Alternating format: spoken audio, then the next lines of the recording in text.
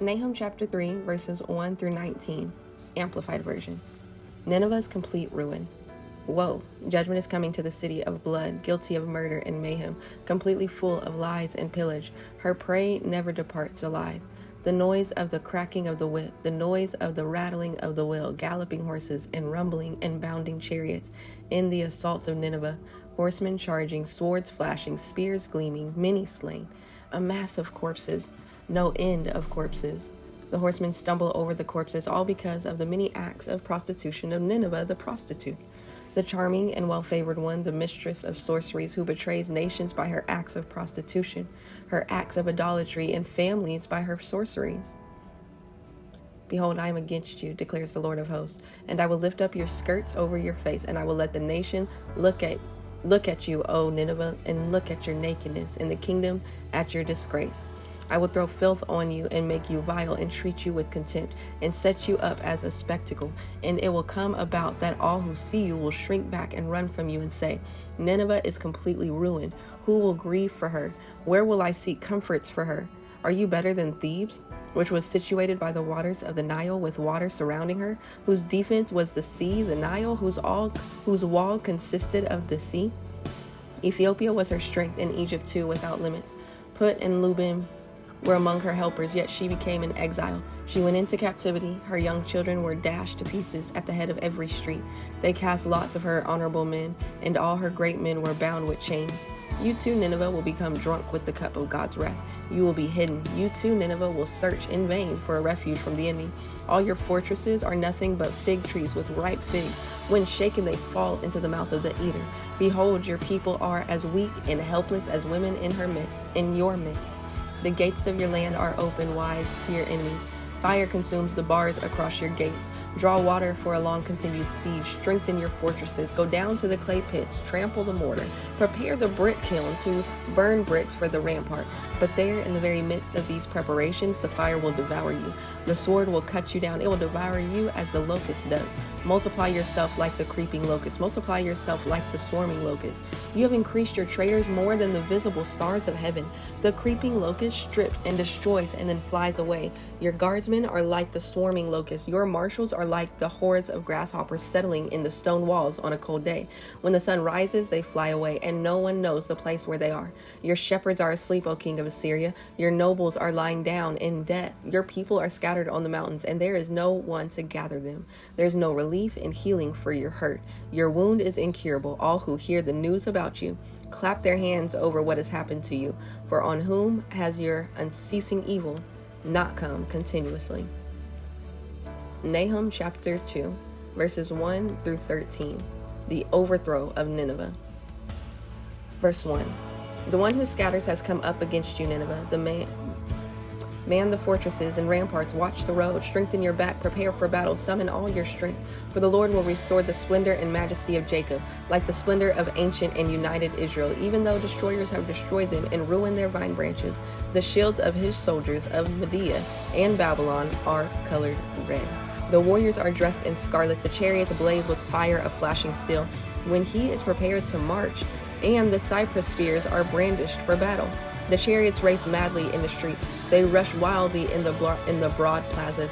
Their appearance is like torches. They rush in various directions like forked lightning. He remembers and summons his nobles. They stumble in their march, terrified because of the attack. They hurry to the city wall, and the mantelet is prepared and firmly set up. The gates of the river surrounding Nineveh are opened, and the palace of sun-dried brick is dissolved by the torrents. It is decreed, Nineveh is stripped, and she is carried away, and her handmaids are moaning like the sound of doves beating on their breasts in sorrow. Though Nineveh was like a pool of water throughout her days, now her inhabitants are fleeing. Stop, stop, a few cry, but no one turns back. Plunder the silver, plunder the gold, for there is no end to the treasure. Wealth from every precious object. She is empty.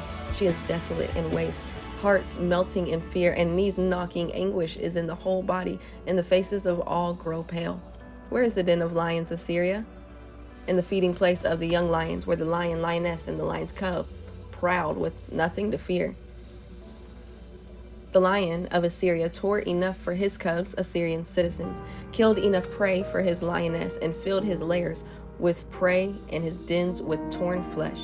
Behold, I'm against you, Nineveh, declares the Lord of hosts, and I will burn your chariots in the smoke, and the sword will devour your young lions.